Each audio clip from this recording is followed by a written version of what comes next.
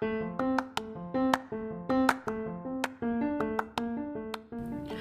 to Sacrilegious Discourse. I'm husband. And I'm wife. Together, we're reading the Bible for the very first time.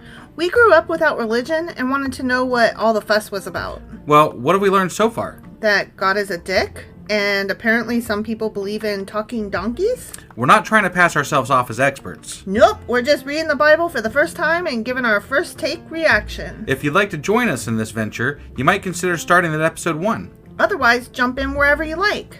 All right, let's go read the Bible. Yeah, let's get to it.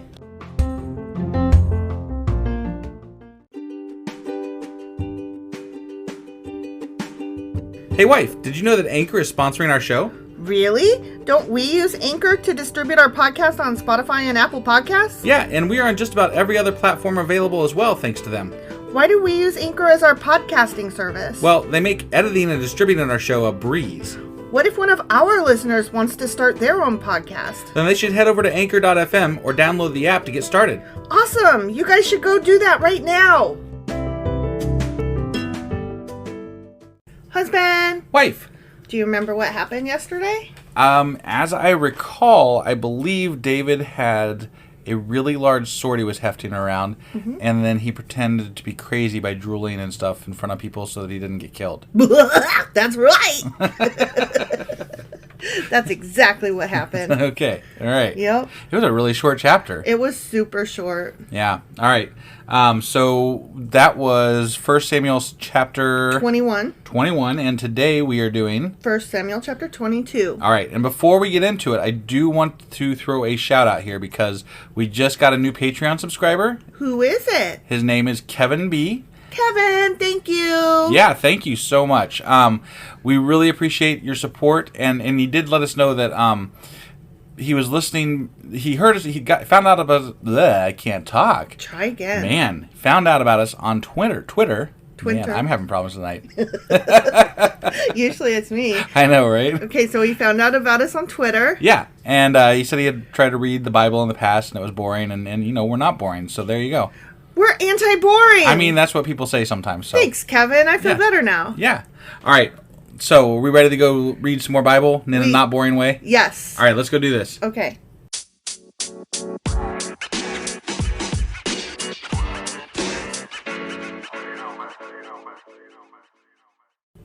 Okay, 1 Samuel chapter 22. Okay.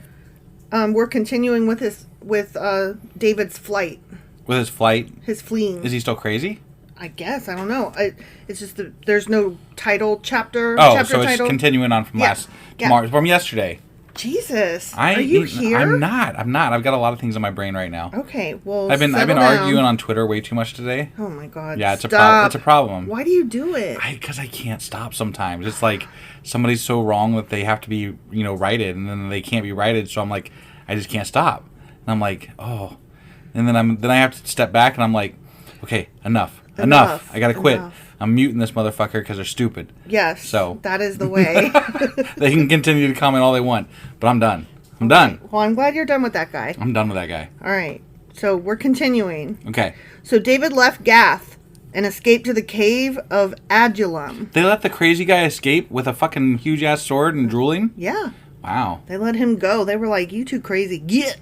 And so he ran away. Must not have had like loony bins or whatever back then. Oh my God. Oh, that's not the right. Yeah, sorry. Bad terminology. Wow. Well, I was raised in the 80s. I'm sorry. Jesus Christ. I apologize to everybody because that was wrong and bad. That was wrong and bad because I spent some time in one of those places and we don't call them that. I realized it as I was saying it, and that's I suck. You suck hard. I especially suck tonight because I can't even speak. So not only are you saying rude shit, but you're saying it very really trippingly. Badly. Yeah, right. Just stop. I'm just gonna let you do the rest of the episode. Oh my God. Anyways. Soon his brothers and all his other relatives joined him there in that cave, the cave of Adullam. How did they know where to find him exactly? Did Jonathan let him know? I don't know. Maybe Jonathan let him know. That'd probably be the only one. Guess that he's the only person that knew he was going, right? I mean, he didn't know specifically he was going to the cave of Adullam, so maybe he sent letters. I guess that could be. Maybe he hired some pigeons. There you go. Yeah. Then others began coming, men who were in trouble or in debt or who were just discontented. until David was the captain of about 400 men. Wow. That is not just a few guys came. No, that's a lot. 400 guys were like, where's the crazy guy with the sword? right. And nobody seemed to care, apparently. They're right. just like, oh, yeah, there's like 400 people up in that cave. I don't know what's going on. But right? I mean, you would notice if 400 people were over there by those caves. Yeah. I mean, especially if it all happened in like a short period of time. Like, you don't just miss 400 people just walking up to a cave, right? Right? I don't think. Later, David went to Mizpah in Moab, where he asked the king, please allow my father and mother to live here with you until I know what God is going to do for me. Yeah. Okay. Can you just take care of my folks? I have no fucking idea what's going on. Apparently they're in danger, maybe. I would think, but he took them to fucking Moab. Yeah. Well, we don't know what that means at this, like, there's different, they've been fighting or not fighting, or, like, Moab has always been kind of, like, ambivalent. They did fight them at one point, but not really. But then they married them. Yeah, so it's been a weird relationship with them. I'm just saying, like, when somebody says, I took my family to Moab, there's significance there.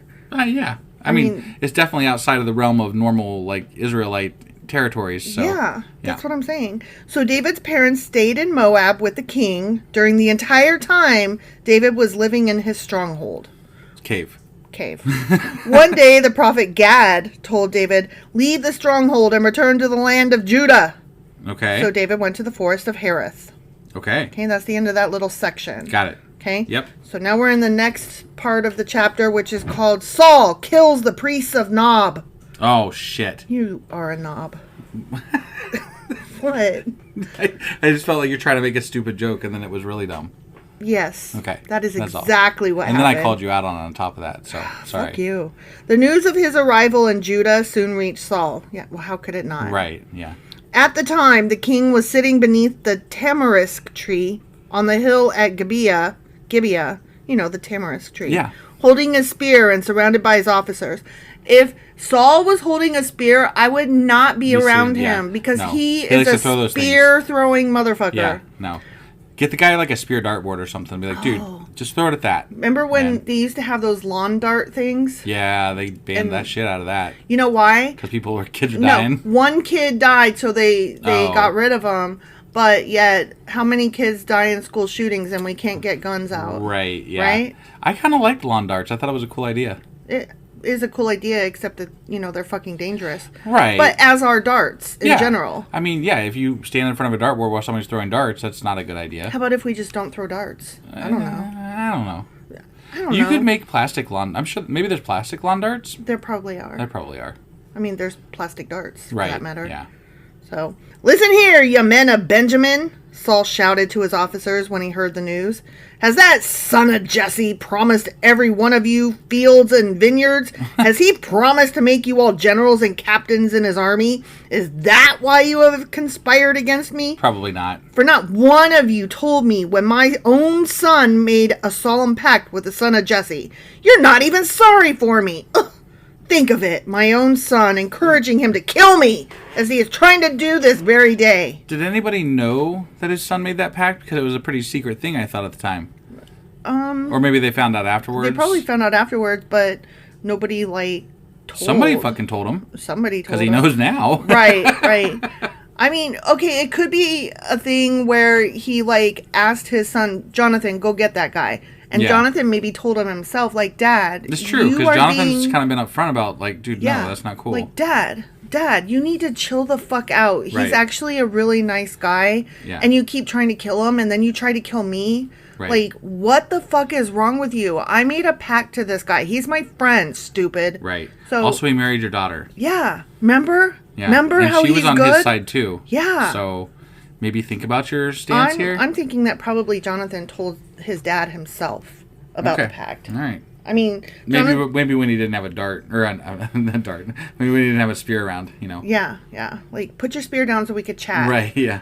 Then Doeg the Edomite, who was standing with Saul's men, spoke up. When I was at Nob, he said, I saw the son of Jesse talking to the priest Ahimelech of Ahitub. Oh, you tattle. asshole. You bootlicker. Got that bootlicker. guy in trouble, man. You bootlicker. And get him killed. Ahimelech consulted the Lord for him. Then he gave him food. Oh, man. And the sword of Goliath the Philistine. Shit. God. You're going to end up with a spear through his ass. You are a big-ass tattleteller. King Saul immediately sent for Ahimelech and all his family who served as priests at Nob. Oh, man. Motherfucker. Man. Don't tell... Gonna kill him and his family? Yeah, don't what's tell... going on here? Don't tell that guy secrets, I tell ya. Yeah, this guy's a dick. Mm-hmm. And I feel bad, because, like, earlier on I said I thought he was alright, compared to Samuel, actually. Yeah. Like, Samuel was kind of being a dick, and this guy was, like, doing the right things. Saul was doing... Samuel was being a dick, and you like Saul, and now you're like, fuck Saul? Oh, yeah, that's what I meant. Yeah. Yeah. Yeah. Okay. Yeah, and now I'm like, no, this guy's... But that was a different story, too, so... Yeah. I don't even know what to think. Power corrupts. Right. When they arrived, Saul shouted at him, "Listen to me, you king of you... Not king. My God. Let me start over. Yeah, sure. Listen to me, you son of Ahitub." King. What is it, my king? Well, because the word king was under I it, gotcha. and I just transposed the words. Right. What is it, my king? Ahimelech asked. "Why have you and the son of Jesse conspired against me?" Saul commanded. Yeah, you demanded. fuckers. He demanded. He didn't command. He commanded an answer, but he demanded this question. Got it. Yeah. "Why did you give him food and a sword? Why have you consulted God for him? Why have you encouraged him to kill me as he is trying to do to this very day?" Well, he's a prophet, right? That's kind of his job. Okay, but wait. He's not trying to kill you. He's trying to Right. get the fuck away from you killing him. Yeah. You are a spear-throwing motherfucker. Yeah, I never heard anything about David never conspiring to kill Saul. Yeah, David never tried to kill Saul. All he did was play a fucking harp for you, dude. Yeah. Like, come on now. But sir, Ahimelech replied, "Is anyone among all your servants as faithful as David, your son-in-law? Why, he is the captain of your bodyguard and a finely honored member of your household. This was certainly not the first time I had consulted God for him. Right. May the king not accuse me and my family in this matter, for I knew nothing at all of any plot against you." Right. Yeah, that's a good, fair response. Because there wasn't a fucking plot against him. Right. Exactly. He's the only one plotting to kill anybody. So Ahimelech's like, "My guy, what the fuck?" Right. "You will surely die, Ahimelech, along with your entire family," the king shouted. Because he's fucking an asshole. Because he's nuts. Right. And he ordered his bodyguards, "Kill these priests of the Lord, for they are allies and conspirators with David." Let me just repeat what he just said there for a second. Right. "Kill these priests of the Lord." Yeah. That sounds like a bad plan. You're going to have your guys kill priests of the Lord that you are serving. You are serving the Lord? I don't know how prominent God was at this particular time in Israel, but like if you're one of these guys that like is being asked to kill the priests, don't you be like, I don't know, man. Like you got that spear there. I'm gonna just sit this one out. Is that cool? I would be I don't want to die, so like I don't know what to do here, but like I would be backing out of the room slowly and be like, "Oh, I just gotta call. My wife's in labor. Bye. Oh man, explosive diarrhea, man. I gotta go. I'm out." "They knew he was running away from me, but they didn't tell me." But Saul's men refused to kill the Lord's priests. Oh, nice. Well, good on them. And they didn't even claim diarrhea or wife in labor. I get the impression that Saul's not very popular right now. I could see why. Like I think everybody's kind of recognizing he's gone off the deep end. Yeah. Then the king said to Doeg, "You do it!" So Doeg the Edomite turned on them and killed them that day. 85 priests in all, still wearing their priestly garments. 85? Yeah. One dude gives some guy some bread and a sword, and he kills 85 fucking priests? Mm-hmm. Wow. Then he went to Nob, the town of the priests, and killed the priests' families, men and women, children and babies, and all the cattle, donkeys, sheep, and goats. Wow, fuck this guy. And God let it happen, because he is non-existent and a piece of shit. Like, wouldn't you... Yeah, God totally had the power to stop this because he's hardened people's hearts. He's made people have the power of the Lord and rise up to defeat people. Yeah. And he did none of that right here. No, he's just like, whatever. Right. If he even knows. Yeah, right?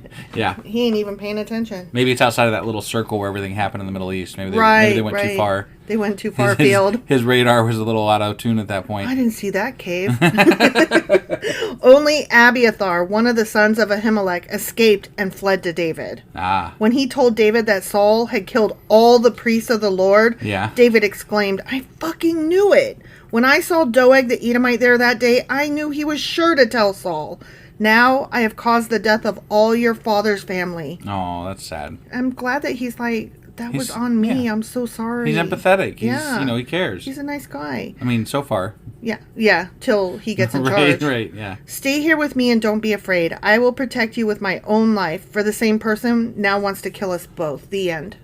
Yeah. You can hide with me. Yeah, I mean, I don't know what to say other than Saul's a dick and David seems alright and whatever. I'm sure David will be worse later, but for now, maybe not. Like you said, they're trying to portray him after the fact as like this a good guy, monumentally wonderful person, right? So and that's why there's multiple stories. I'm assuming, like if we delved into this even greater, I'm sure it would be even more prominent as to why those two stories exist, right? But yeah, I just. I don't know what to say other than Saul's a dick and David's alright. So. I mean, according to this, yes. So far, yeah. And God's a dick. Definitely. Because he let 85 fucking priests die. In his priests of his own. Like, these were the Lord's priests. Right.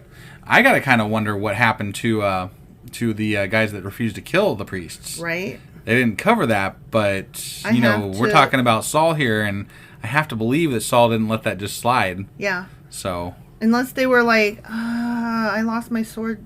Right. Ooh, yeah. Sorry. Yeah. I'm just not feeling it. But maybe Saul's not wanting to get rid of any soldiers that are still willing to follow him, though, either. Because, he's kind of... They're still there. Right. They're just not willing to kill priests. Yeah.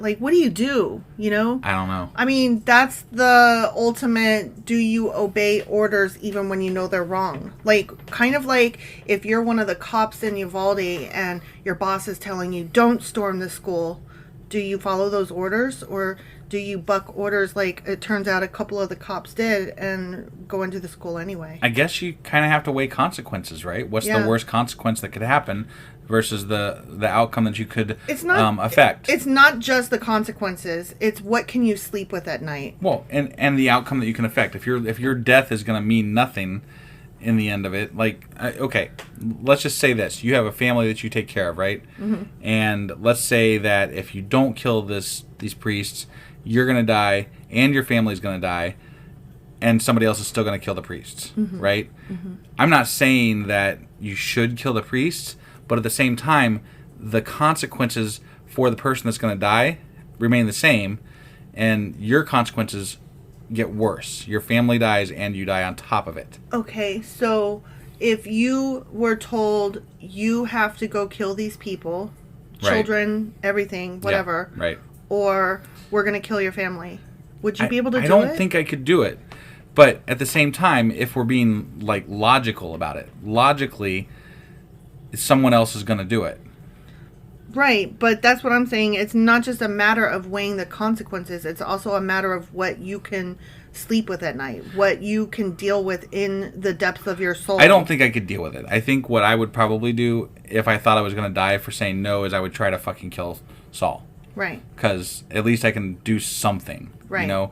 And maybe then my family doesn't die. Right. I don't know. I guess that it's a really tough situation to be in overall. I mean, a lot of Germans claimed after the fact, I was just following orders. Right, but I don't have as much empathy for them because they could have... What could they have? Not been as cruel. There's many Some of them were more enthusiastic than others. Right. No, I think that's... I suppose it depends on what you... there was people that worked behind the scenes against Hitler in his ranks, too. Right. It depends on what you did with your time and who you were serving and how you were serving it. Right, that's true. So, I mean... And I'm not saying... And some people were just grunts. They were the ones fetching the water for the troops or something. How do you be mad at that person when their alternative was to piss off Hitler? I don't know. That's the question I'm asking. No, it's a hard question. Right, it's a really hard question. Well, and then there's the sympathetic murder where you see somebody is in a lot of pain. You know that their pain is going to continue, and so you put them out of their misery by killing them quick. Sure. Or killing them so that they aren't tortured into giving up information. Yeah, I mean that definitely yes, that is definitely something that could be enacted if you stayed in those horrible situations. You could make it better than it would have been. Right. So, and that's horrible to say, but it's just a question again of what you can live with and what you can do what's the best good that you can do when there is no good to be done. Right. All right, well, we're not going to solve the world's dilemmas tonight on this episode, I don't think. No, I didn't want to, feel too sorry for those that were still following Saul, but nor did I want to throw him under the bus entirely. Right. I mean, it's one of those things that, I think that's one of those ongoing... philosophical debates. Yeah, for sure. I mean, that's something that's been talked about since as long as I can remember, so, I mean, I'm sure it's been going on for a long time, people thinking those thoughts, so... Right. There we are thinking those thoughts. Here we are. All right. Well, now we've rambled on way too long again, as always. I'm sure somebody will call us out on it. Well, that's what we do. Yeah. And, if you don't I mean, you guys could have turned it off 10 minutes ago and still heard the whole fucking thing. You know what? I blame you. Yeah, it's all your fucking fault. I blame you. We love you guys. Thank you for listening. Yeah, all right. We'll see you guys tomorrow. Wait, no, that was 1 Samuel. Chapter 22. Tomorrow we are doing 1 Samuel chapter 23. All right, we'll see you guys tomorrow. Bye.